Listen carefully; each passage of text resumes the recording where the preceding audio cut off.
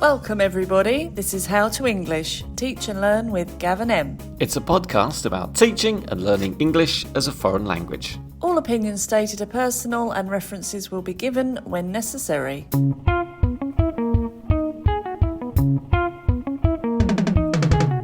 Welcome everyone, this is How to English with Gav and M. It's a new podcast and we're both EFL teachers living abroad. In this podcast, we're going to introduce you to some different topics about learning English and teaching English, and I hope that you enjoy the shows as much as we do. So let's begin. Okay, hi Em. Hi Gav. How you doing? I'm fine, how are you? I'm very well, thank you very much. So are you excited about the new podcast? Yeah, I am. I'm very excited, but I have no idea what we're going to do. Well, I thought we could talk about teaching. Yes, you mentioned that. So, and learning. Yeah. English. Okay. Yeah. As a foreign language. Okay. Yeah.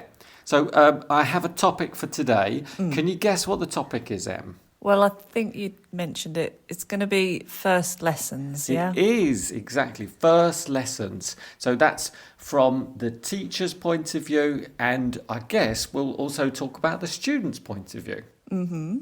So let's begin. Maybe we could start by talking about a very memorable first lesson. Okay. Does anything come to mind? Well, feelings come to mind. I remember feeling very nervous and excited. What about you? What are your feelings before you go into that first lesson? Absolutely terrified. Yeah, even after all of these years of teaching, I'm still really nervous when I go in there. Even though I know I'm going to have fun, it's going to be a wonderful experience meeting a person or a group of people for the first time. I still feel really scared.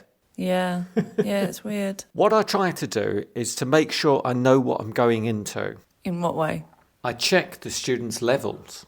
If it's available, yeah. If it's available, yes, because typically you get a document and it will tell you the name of the student, it will tell you the type of course that they're studying on, and then hopefully the level between A1 to C2. Yeah, so you want to know how many there are as well is useful. Yeah, that doesn't really tell you much about if you're going to click, what the personalities are like. You say you're going to have fun, but maybe you don't know before, do you? So it is a bit limited when you just get that page and your student feels the same way probably. You just don't know if there's going to be that connection. Mm-hmm. So it can help you prepare. Well, of course, you also need to have a few activities up your sleeve, especially if you're teaching a group. Right, okay. Whereas if you're going to teach a one-to-one, say it's 60 minutes, then you might not need to prepare anything. Really? You could literally walk in with a pen and a pad of paper. Right. And on that paper, just make notes of stuff like errors and students' expectations and that kind of thing. Yeah, I kind of feel the opposite way, in fact. I feel like I need to be more prepared for a one-to-one. Like I need to be engaging that person, so I need to always have something ready. Whereas with a group, I can get them working together and maybe spend a bit of time just away from them and think about what I'm going to do next. But with a one-to-one, I just feel like the focus is on me the whole time. So I need to be ready with things, and it's just a bit different than with a group. I think with a one-to-one, it's more like a natural conversation with someone. And a group is like a very strange situation where you're talking to like a group of people, which you don't normally do in real life. But I don't know what it is. I just feel like I need to have that support there for a one-to-one because maybe they're just looking at me and I need to be ready. Whereas groups, I can kind of pair them up and say, right, do that, and then I'll go away and think about something else. Okay, yeah. But I think groups often expect to be doing activities, playing games, talking to each other. I think they just expect a lot more. Whereas with a one-to-one, you can engage them directly in conversation. And I think that's typically what they're looking for. I would love to have that ability to walk in without planning. That's still my aim and I'm trying to get there. That's like teacher goals for me. Okay. A story comes to mind actually of, I remember I was in the manager's office because there weren't enough classrooms. And the manager said, take your 2 students in there. They can have their first lesson together. It was a bit special. And I thought, well, this will be a nice experience. So we all sat down and I had the 2 students sitting opposite each other.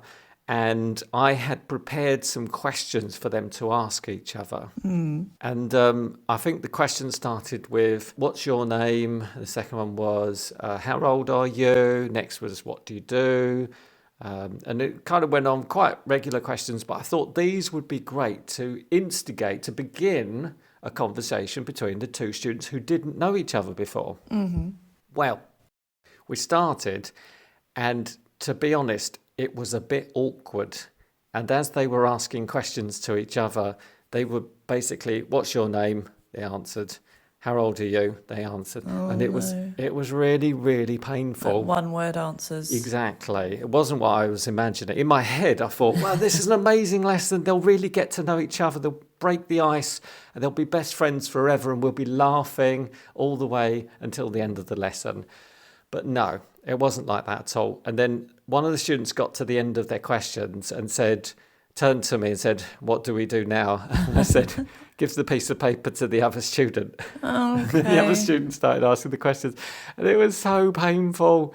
It was like 20 minutes of the worst lesson I think I've ever prepared. Well, I guess the students are just really nervous and they're not ready to take control maybe at that point. So it's almost like you have to create the conversation for them, which I don't always like to dominate either. So it's really hard to get it right. You just hope that they're going to be proactive and really enthusiastic about it. That's why you expect they go there, because they want to enjoy speaking English, they want to meet people, but yeah, I don't know, I guess it was my fault because I just didn't plan the lesson well enough. I didn't imagine how it really would go. I thought, oh, it's going to be so much fun, but no, it was terrible. You were optimistic. That's not a crime, but I think you just got to be ready for when it doesn't work. Yeah, have a plan B up your sleeve. Exactly. And lots of, as I said before, lots of exercises and activities just to have as a support blanket. Or, no, it's not a support blanket, is it? It's a comfort blanket.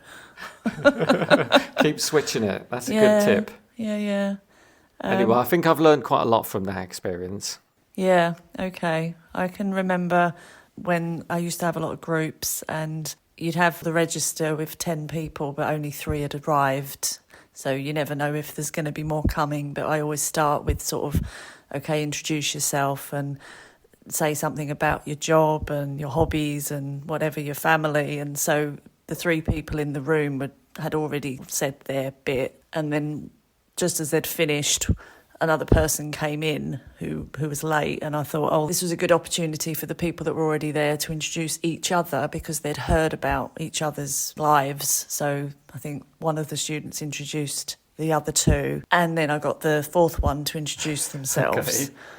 And then just as they finished, another person came in late. Wow. So then it was like, okay, well, the last person who came in, can you tell this new person about the other 3? And literally every 5 minutes, somebody new turned up. So we didn't get very far in the lesson. Basically, it was just repeating the information.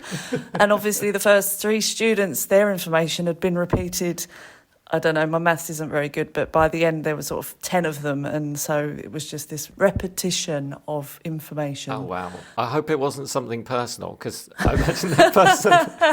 Yeah, I know. It's just a bit awkward. But I'll tell you what, they really remembered each other's names and jobs by the end of that. Yeah. Except for the last person. Well, that's the problem, Oh, no. Who introduced the last person then? No one. Oh, that was, I suppose, the point. It kind of ran out. But yeah, it was a kind of running joke as well for the rest of the course. Okay. So it was sort of so memorable, which maybe is always, and you remember that person because they really like cats. Yeah, and you know their cat's name.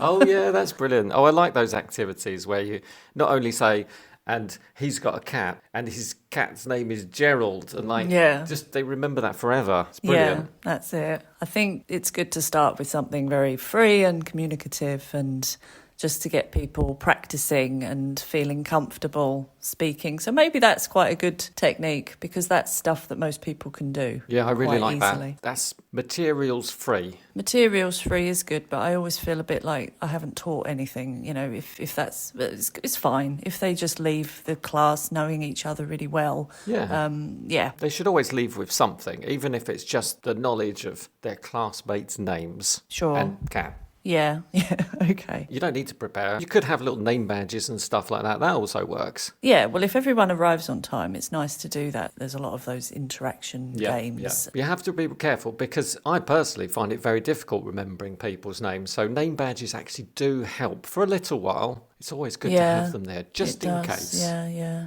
Because you don't want to be that teacher who's constantly saying you and the person sitting next to you. Yeah, I mean, to be honest, I'm not a huge fan of first lessons. I don't really enjoy them very much. I do often think about my students sitting in our classroom where we're all kind of chatting away. We hear in the other classroom through the wall, there's people having such a lot of fun. They're laughing, really enjoying themselves. And I feel really bad. And I think my students must really want to be in that class, not in the boring class with me. No, I think that you're being too hard on yourself. You probably don't realise it, but your students are doing exactly the same. You just always feel like the grass is greener, don't you? When That's true. Hear other people. That's true. If you're in a school or a company where everybody's got a new class on that day, it is a bit like a competition, isn't it? Like you all go into your room and you're all, okay, I'm going to do the best lesson and you're going to hear me, you know, my students are going to be laughing the loudest. And I don't know, healthy competition maybe, but that's true.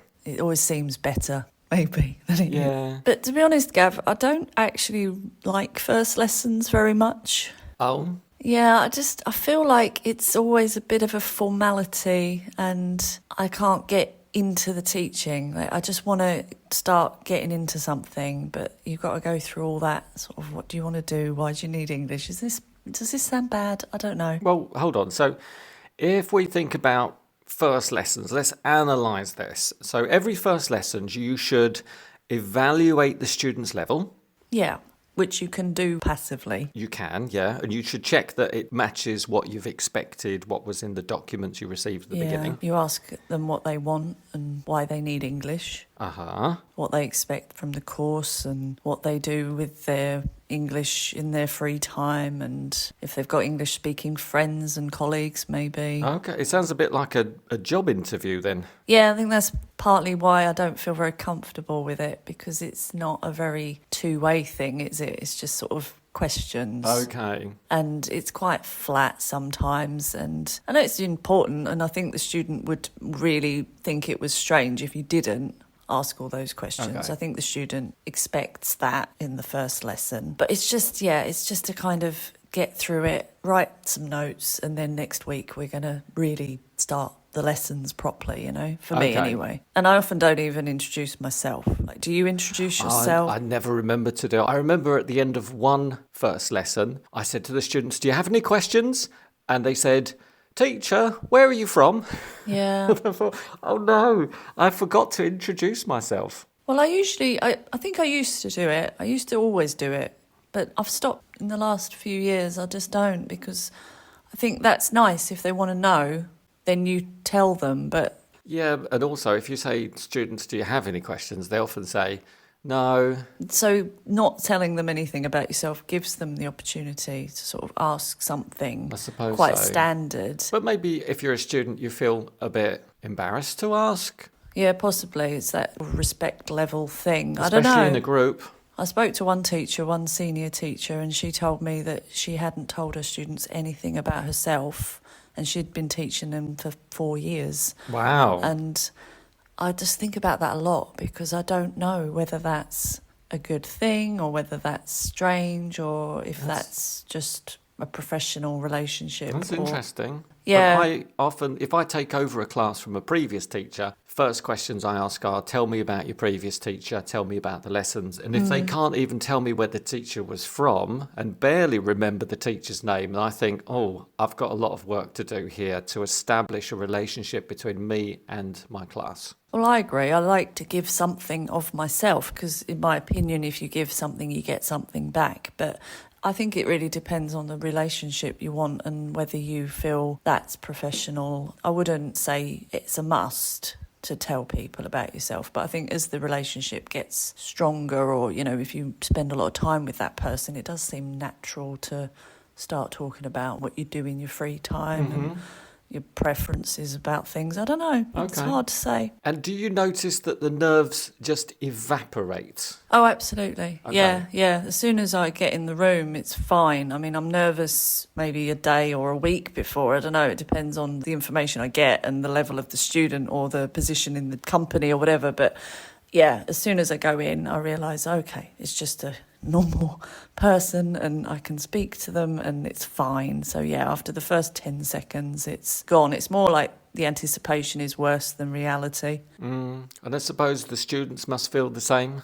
Yeah, I think that's true. Yeah. The amount of anxiety they must have before entering the classroom and then being there, sitting there, feeling self-conscious, not only about themselves, but about their ability to express themselves in the language. They must be looking around thinking, oh, that person's better than me, or that person's not as good as me. Is this the right class for me? They must have so many questions. It's just like a test, isn't it, really, for everyone? I think it's a horrible experience, in my opinion. It's just, that's why I want to get it over with. Do you want to get this episode over with? I'm happy to talk about it, but I mean, we're doing this podcast is about honesty, isn't it? And about our feelings. So I'm kind of picturing us sitting in the teacher's room over, kind of in the corner, just having this conversation, and other teachers are walking past and thinking, oh yeah, actually that's kind of how I feel.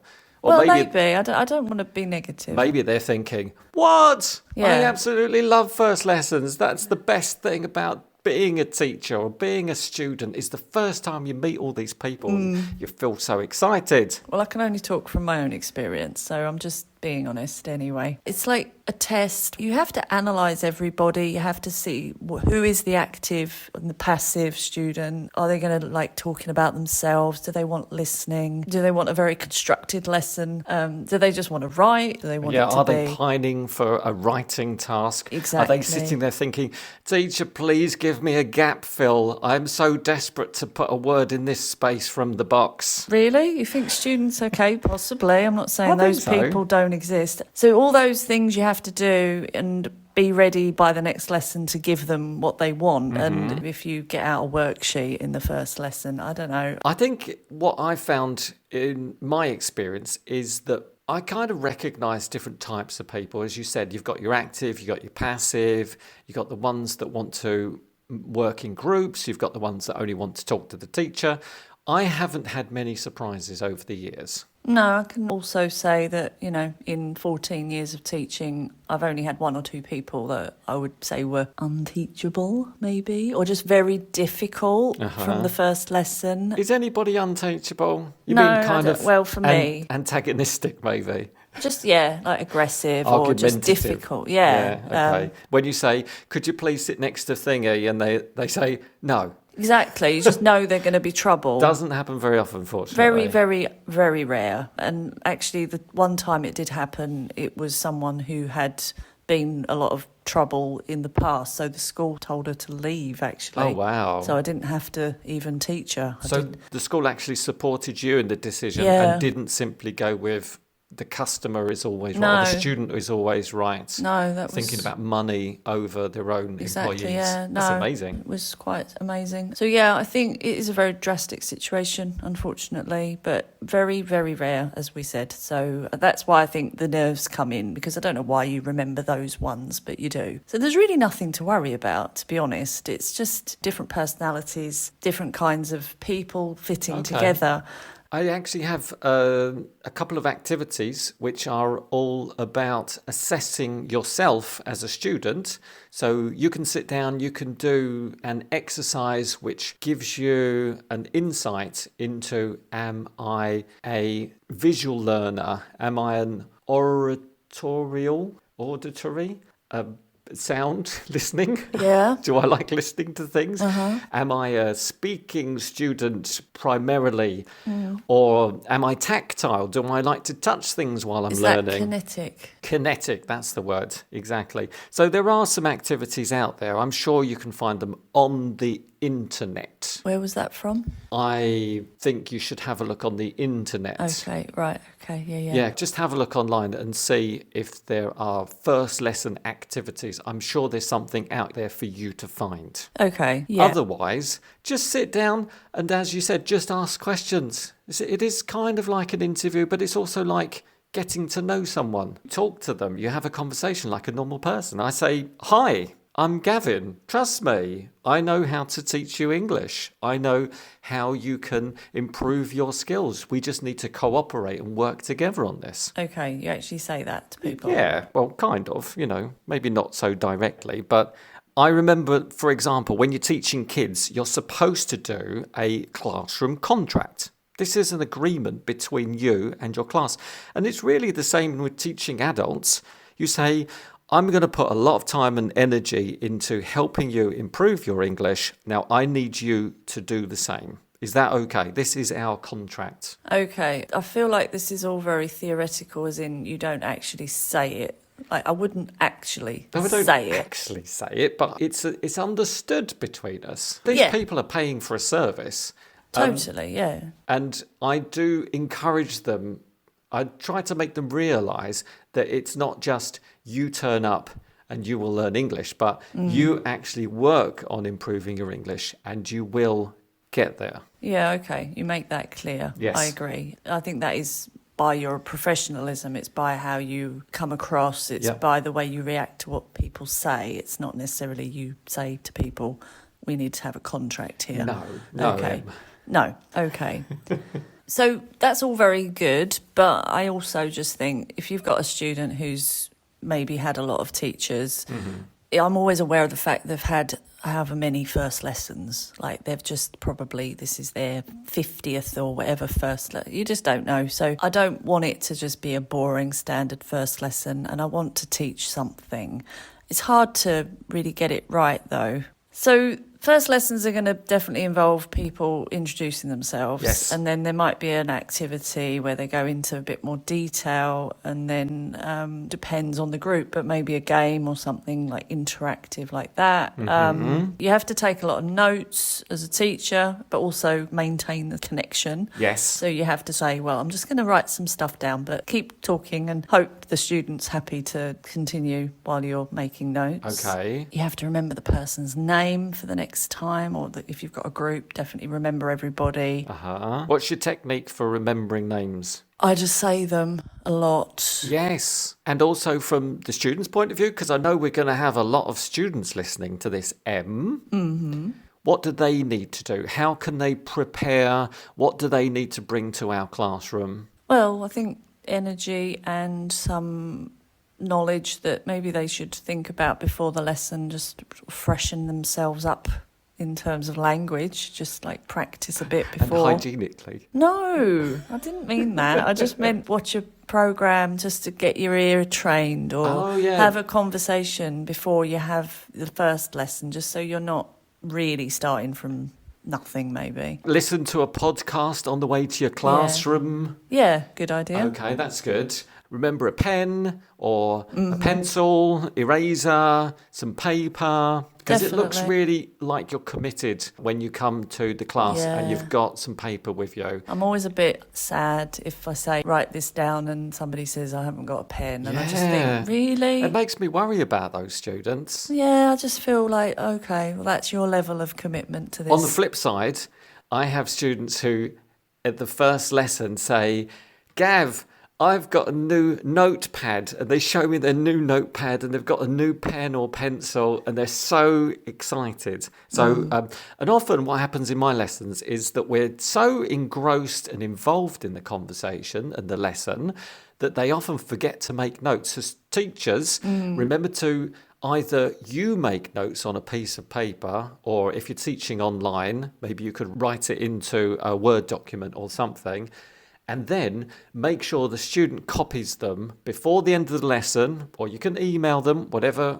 you prefer. I've even torn off my piece of paper and given them my notes and said, learn these. That's Bring really them back good. next week. We'll talk about these new words and phrases. On a one-to-one. Otherwise, it would look a bit like favouritism if you Well, just gave the page. I say make a copy. Yes, of course. Okay, that's good. I had a teacher once tell me that he definitely has to teach something in the first lesson. And his example was second conditional. And I always remember thinking that was weird. Like, how do you fit that in to a first lesson? But I totally get his point. You want them to leave with something. But I think it has to be something that fits. I think it should be relevant to the lesson. Yeah. And I mean, in your first lesson, it's introductions. It's not, and this is how to talk about imagined situation or giving advice. Or maybe it could be. It could come up in the lesson and somebody said, and I did this at the weekend and I had to give my friend some advice because they had a problem and, well, teacher, stand up, second conditional. If I were you, I would do this, and just check the students know the grammar. Yeah, okay. But I think there's a little bit of a stretch as well. I think there's a fine line between, making sure the students feel they've learned something. Yes. And them leaving feeling like that was weird. So maybe, I don't know, reported speech, something, if it's a lower level, just maybe something about present simple. I don't know. It always seemed odd that you would put second conditional into a first lesson. But maybe the teacher is just trying to impress the students and leave them with an impression of, wow, this is a great teacher, this is a great lesson because I left with second conditional under my belt. Well, it's open to discussion, isn't it? It is, and that's what we're doing, Em. We're discussing it. Okay. Oh, Em, what we didn't mention is getting to the class. Did you mention to arrive on time? Be friendly, open, Yes. kind. Yes. This is just life tips. It all applies. It does. I forgot what I was going to say there. Be ready to have a conversation and use, well, I'm talking from the teacher and the student here, but have a lot of language ready. Have a lot of questions ready. Yeah, ask your teacher questions. Yeah. Teacher, ask your students lots of questions. We need to get all this information out so that we know why we're there, what we want to achieve from this course. Exactly, yeah. I think we nailed first lessons, Em. Do you? Yeah. Okay, good. If any of the listeners have got their own tips on first lessons, if you're a student or a teacher, we'd like to know if you enjoy them, how to make them better, any funny stories that you have, because ours weren't very funny, were they? No, not really. All right, we'll work on that and we'll try and think of some more funny anecdotes for future episodes. Anyway, we're back next week with episode 2. Oh, do we know what we're talking about yet? Nope. Okay. On that note, thanks, Em. Thanks, Gav. See you next week. Bye-bye. Bye.